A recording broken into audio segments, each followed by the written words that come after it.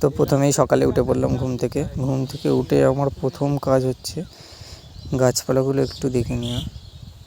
দেখো দুটো টবে থানকুনি পাতা বসিয়েছি, কী যে সুন্দর হয়েছে। এছাড়াও অনেক কিছুই গাছগুলো আছে, তো গাছগুলো দেখায় ভালো করে।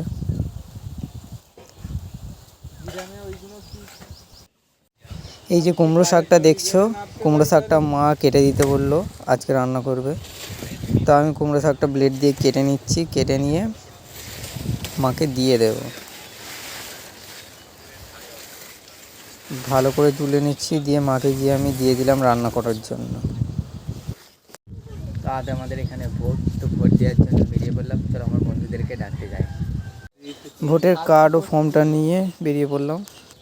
তো আমরা তিনজনে ভোট দেওয়ার জন্য বেরিয়ে পড়লাম। তিনজনের ভোটার কার্ড ওই যে ফর্মটা দিয়েছে। ভোট কেন্দ্রের 100 মিটারের মধ্যে আমরা ঢুকে গেলাম।